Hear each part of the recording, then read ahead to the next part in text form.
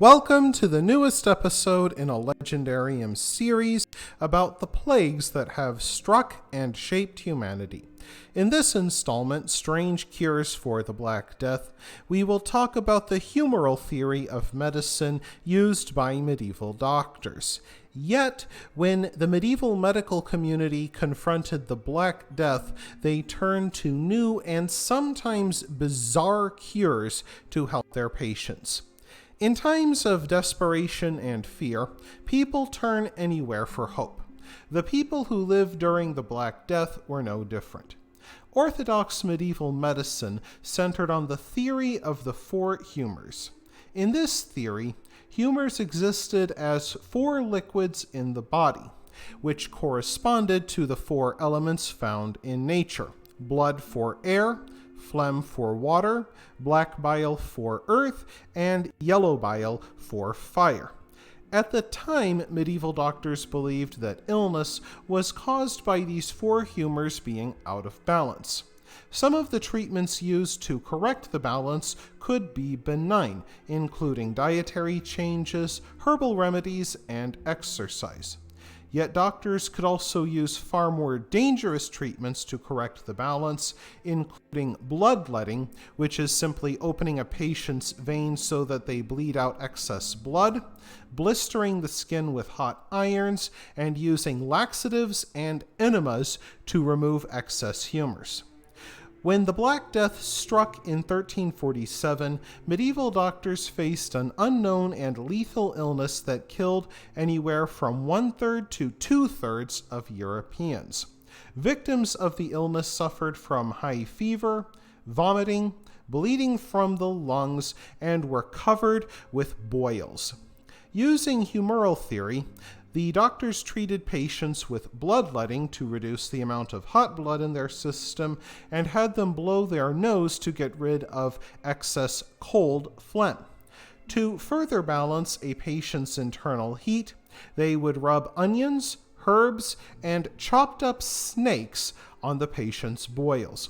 Other doctors had patients drink vinegar or eat herbal sauces such as mint and horseradish to correct their balance.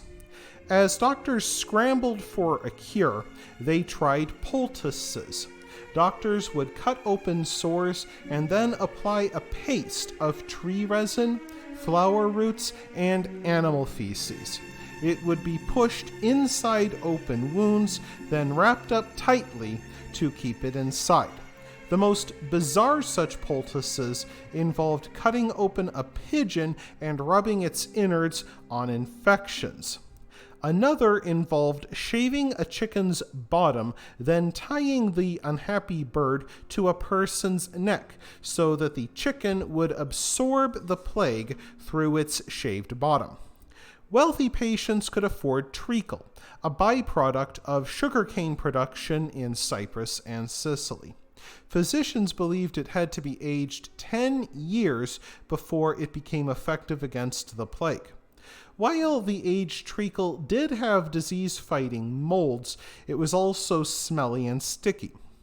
Another edible cure was a powder made from emeralds crushed with a mortar and pestle. It would be mixed into a drink or baked into bread, and the patient would have to consume it. Consuming the crushed emeralds would be like eating crushed glass. Medieval Europeans didn't know if you caught the plague by water, physical contact, or even just thinking about it. Some people came to believe it was airborne and tried to escape the plague by living in sewers. They hoped that the plague-infested air overhead would be repulsed by the foul stench within the sewers. Instead, the sewer dwellers caught other infectious diseases, and many still died of the plague. In any case, the belief in warding off evil air, called miasma, also led to some Europeans carrying herbs, flowers, and balls of perfumed wax called pomade in the belief that sniffing these sweet scents would ward off the evil air which carried the plague. And upon this review of medieval medicine used to treat bubonic plague, one can't help but wonder if medicine was one of the reasons why the Black Death was as lethal as it was. That wraps things up for this episode of the Legendarium. I hope you enjoyed it. If you did, press like. If you want to see more, press subscribe. And if you've got anything to say, let me know in the comments section. Thanks again for joining me, and I hope that you have a great rest of the day.